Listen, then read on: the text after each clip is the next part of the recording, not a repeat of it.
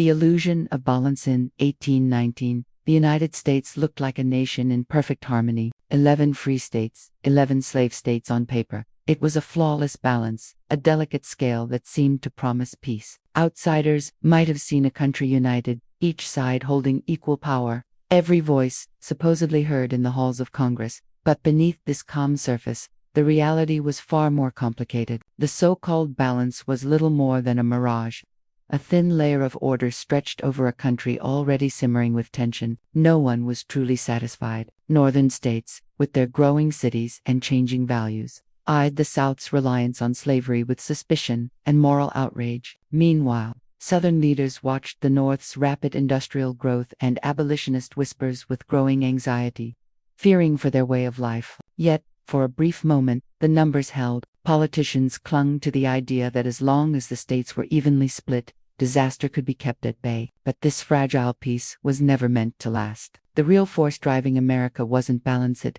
was ambition. The hunger for new land, new opportunities, and new power was about to shatter the illusion. Expansion was coming, and with it, the first cracks in the nation's foundation. But what would happen when the dream of growth collided with the reality of division? The answer would change the course of American history forever. Expansion. Fever manifest destiny takes hold while politicians in Washington clung to their fragile balance. A different force was sweeping across the country, one that cared little for compromise or caution. It was the fever of expansion, a restless energy that pulsed through the veins of the young nation. Americans believed, almost religiously, that it was their destiny to stretch from the Atlantic to the Pacific, to claim every inch of land between the oceans. This idea, later called manifest destiny, wasn't just a slogan, it was a national obsession. Newspapers, preachers, and politicians all fanned the flames, painting the West as a land of endless promise. For many, the thought of new territory meant hope, fresh starts, fertile soil, and fortunes waiting to be made. But for others, it meant something far more dangerous, the chance to tip the scales of power. Every new territory brought a burning question: would it allow slavery, or would it stand against it? The answer could shift the entire balance of the nation. The Louisiana Purchase had already doubled the size of the United States, opening up vast, uncharted lands. Now, settlers poured westward, carving out new communities and staking their claims. But with every new settlement, the old wounds between North and South grew deeper. The hunger for land was insatiable, and the government was eager to feed it, even if it meant ignoring the storm brewing just beneath the surface. As the map of America expanded, so did the risks. The dream of manifest destiny was about to collide with the harsh reality of a nation divided, and the consequences would be impossible to ignore. But the next battle over new territory would prove just how fragile America's so-called harmony really was. The Missouri Compromise, a temporary solution, rushed to claim new land soon forced the nation to confront its deepest fault line. In 1818, the Missouri Territory, carved from the vast Louisiana Purchase, petitioned for statehood. Almost immediately, alarm bells rang in Congress. Missouri's settlers made it clear they wanted slavery to be legal. For the North, this was a direct threat. If Missouri joined as a slave state, the delicate balance in the Senate would tip, giving the South more power to shape the country's future. Northern politicians and abolitionists sounded the alarm, warning that the spread of slavery would poison the nation's ideals. But Southerners pushed back, arguing that every new state should decide its own fate, just as the original colonies had done. The debate grew heated, with both sides digging in, unwilling to give an inch. As tempers flared, a new twist emerged. The District of Maine, long part of Massachusetts, wanted to break away and become its own state. Suddenly, there was a possible solution: admit Missouri as a slave state and Maine as a free state, keeping the numbers even. Henry Clay, the Speaker of the House, championed this compromise, hoping it would calm the storm. But the arguments didn't stop there. Lawmakers added another layer to the Dilla line drawn across the map at 3630 latitude. Any new state north of this line, except Missouri, would be free. Any South could choose slavery. The Missouri Compromise was signed into law in 1820, hailed as a victory for unity. But beneath the celebration, the truth was clear. This was only a bandage on a wound that refused to heal. The compromise bought time, but it didn't solve the problem. Instead, it set the stage for a dangerous pattern: one new slave state for every new free state. A high-stakes game that couldn't last forever. And as America's borders kept growing, so did the tension. Waiting for the next spark to ignite. Texas, war, and the domino effect. The uneasy peace forged by the Missouri Compromise was soon tested by a new and unpredictable player, Texas.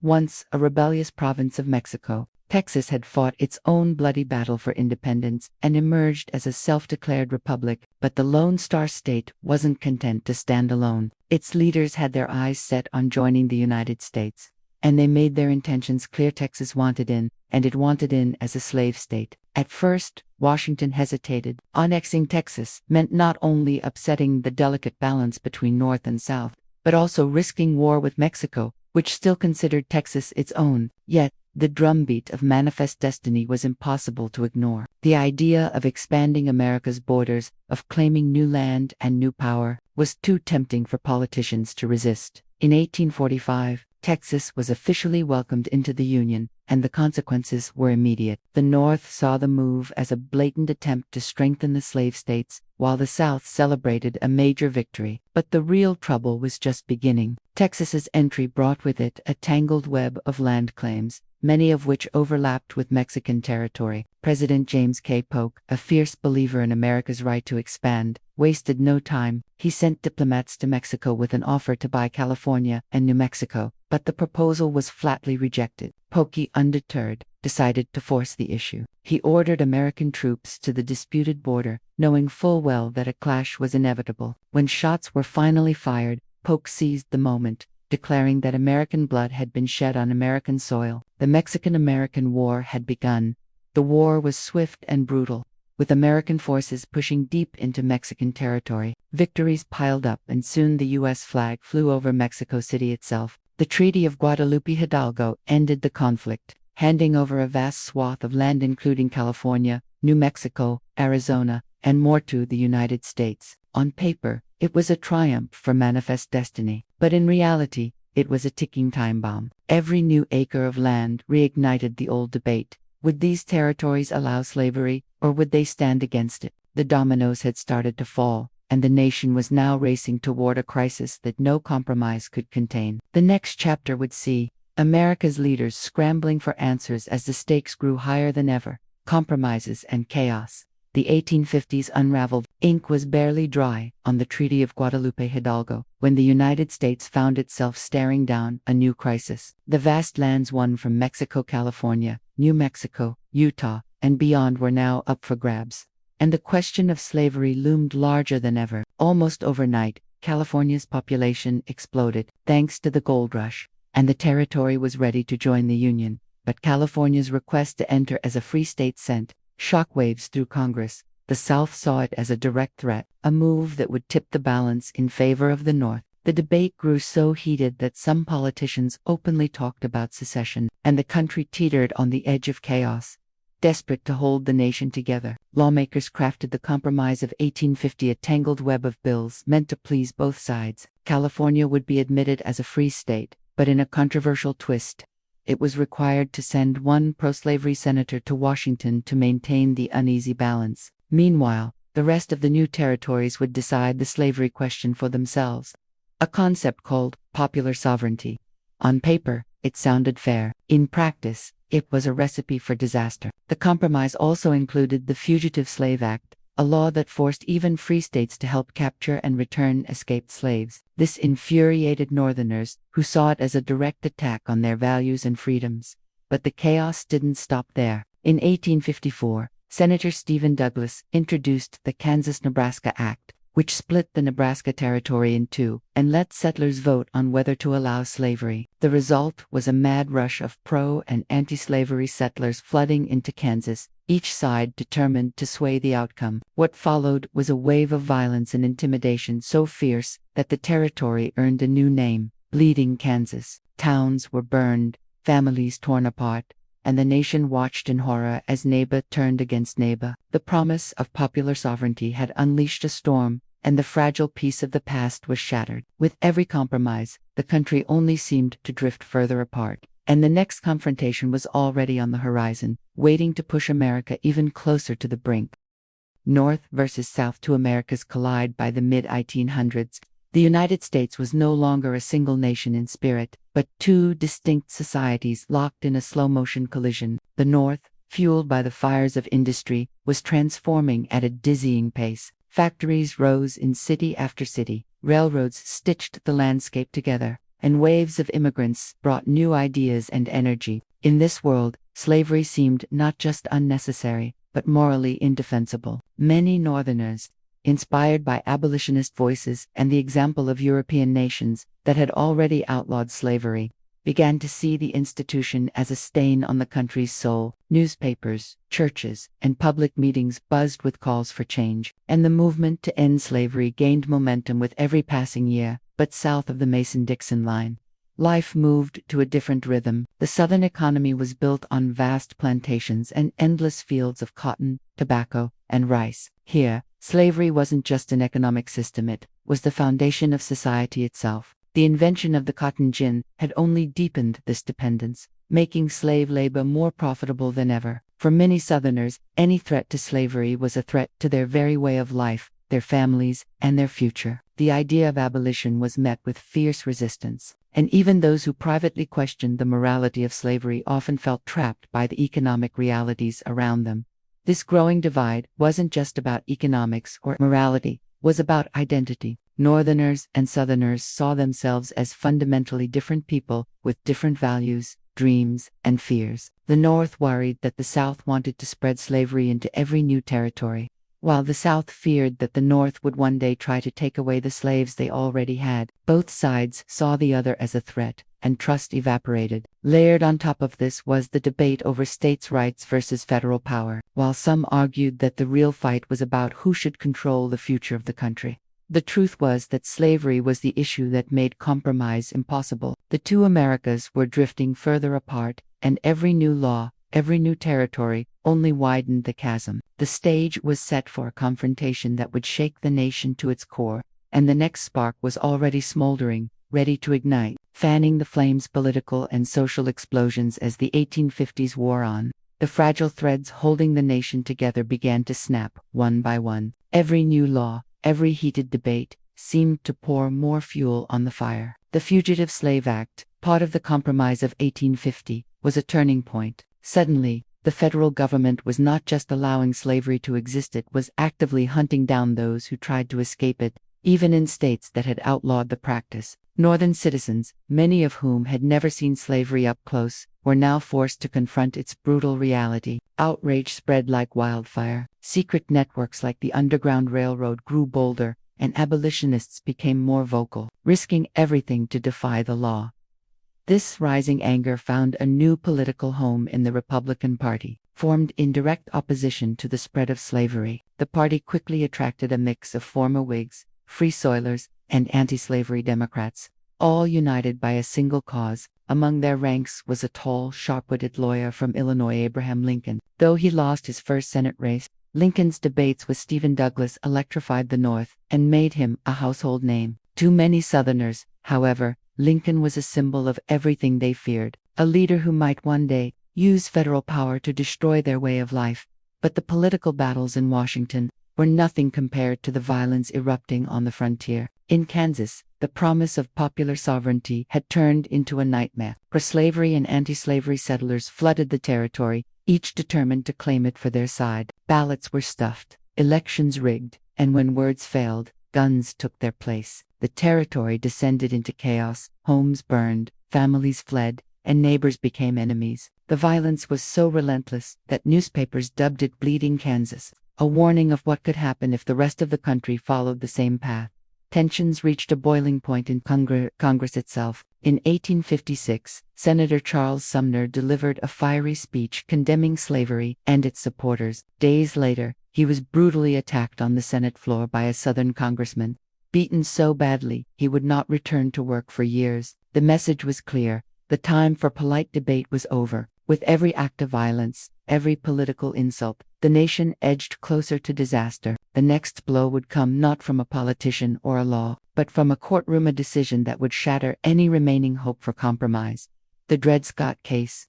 The final straw, just when it seemed the nation's wounds couldn't run any deeper. A single court case sent shockwaves through every corner of America. The story began quietly enough, with a man named Dred Scott, born into slavery, Scott had spent years moving with his owners through both slave and free territories. After his owner's death, Scott saw a narrow window of hope. He and his wife Harriet decided to sue for their freedom, arguing that their time spent in free states should have made them free. With the help of abolitionists and even the family of a former owner, the Scotts took their case from local courts all the way to the highest court in the land.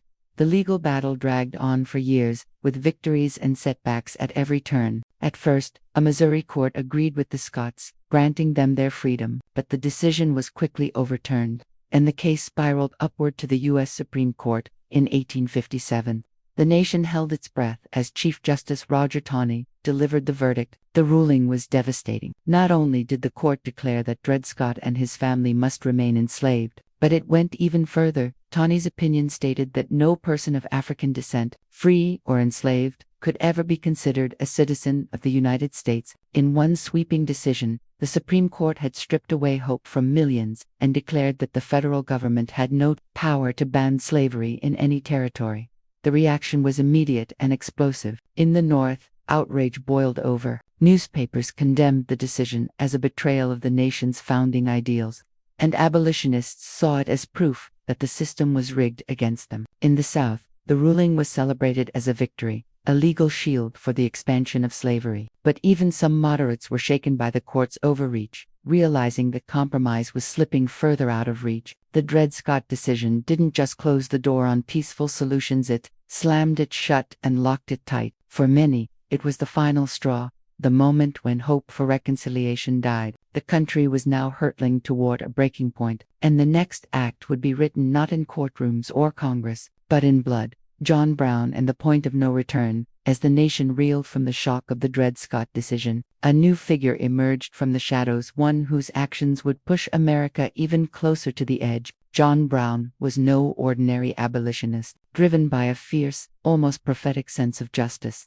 He believed that slavery was a sin so great it could only be ended by force. Brown's name had already become infamous after his violent involvement in beating Kansas. But in 1859, he set his sights on something even more audacious, sparking a slave uprising that would sweep across the South.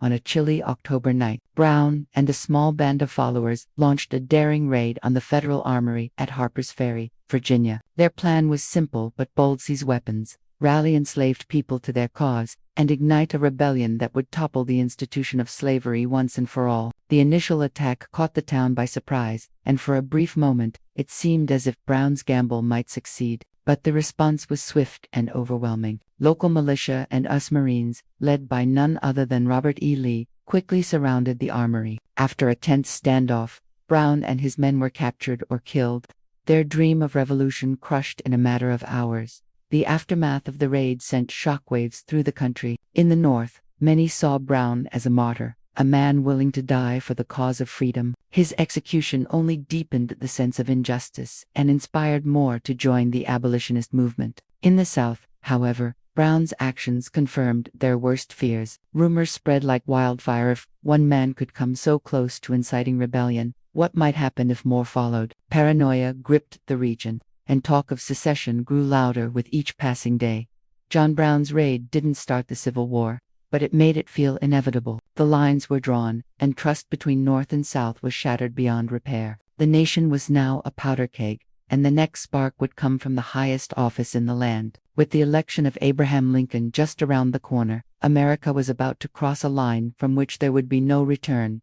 Secession and the countdown to war. The nation's patience had finally snapped. In the wake of John Brown's raid and the relentless drumbeat of division, the 1860 presidential election became a referendum on the very soul of America. When Abraham Lincoln, a candidate openly opposed to the spread of slavery, won the presidency without carrying a single Southern state, the message was clear: the balance of power had shifted for good.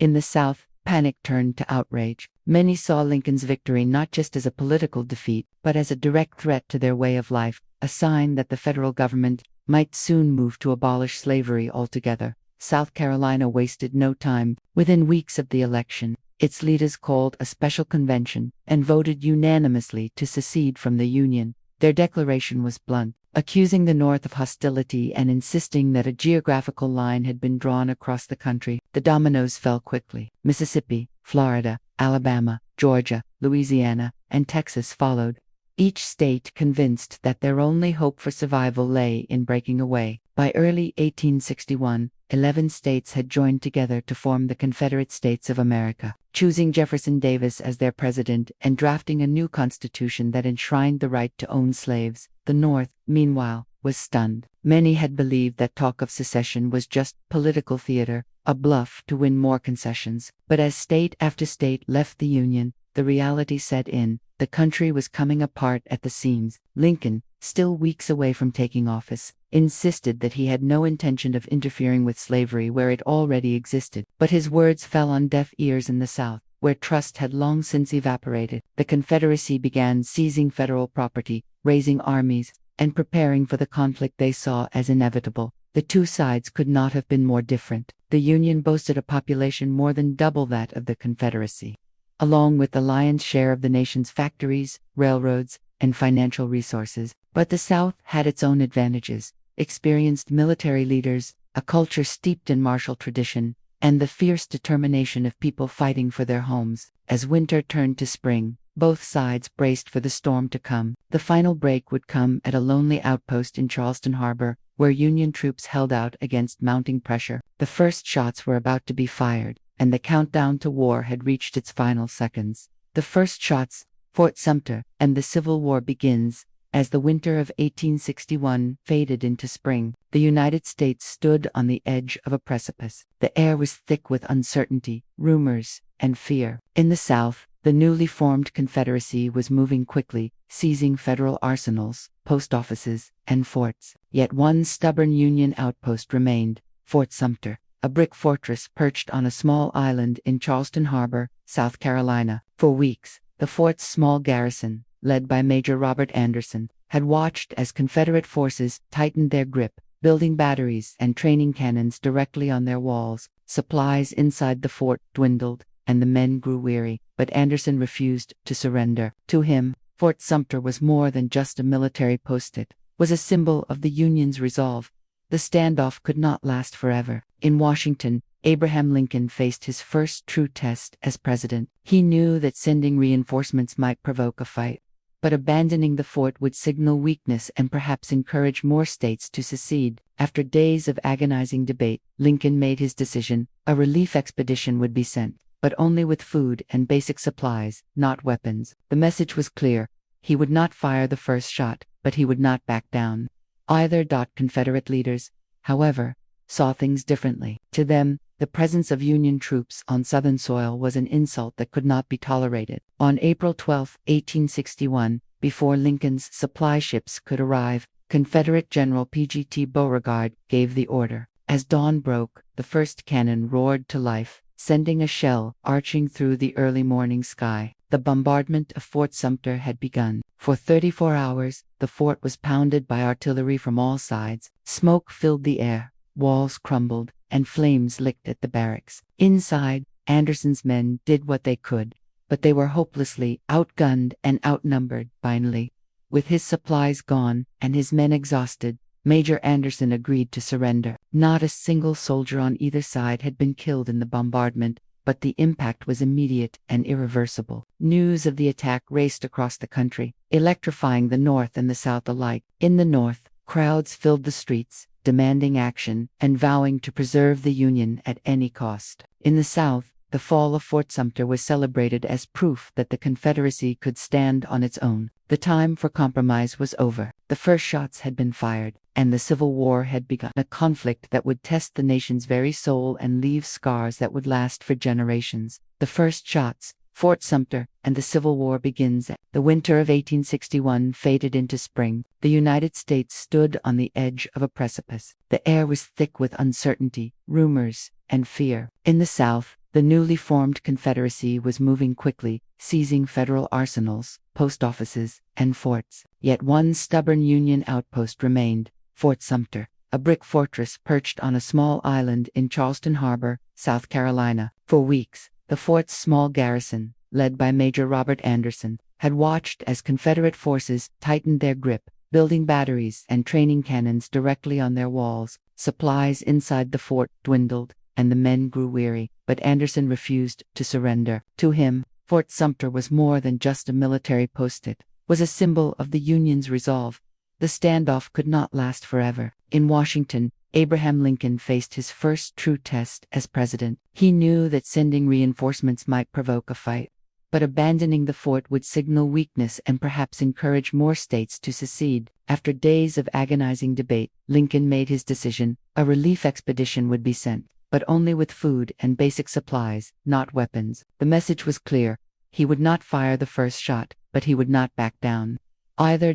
Confederate leaders, however, saw things differently. To them, the presence of Union troops on Southern soil was an insult that could not be tolerated. On April 12, 1861, before Lincoln's supply ships could arrive, Confederate General P.G.T. Beauregard gave the order. As dawn broke, the first cannon roared to life, sending a shell arching through the early morning sky. The bombardment of Fort Sumter had begun. For 34 hours, the fort was pounded by artillery from all sides. Smoke filled the air, walls crumbled, and flames licked at the barracks. Inside, Anderson's men did what they could, but they were hopelessly outgunned and outnumbered. Finally, with his supplies gone and his men exhausted, Major Anderson agreed to surrender. Not a single soldier on either side had been killed in the bombardment, but the impact was immediate and irreversible. News of the attack raced across the country, electrifying the North and the South alike. In the North, crowds filled the streets, demanding action and vowing to preserve the Union at any cost. In the South, the fall of Fort Sumter was celebrated as proof that the Confederacy could stand on its own. The time for compromise was over. The first shots had been fired,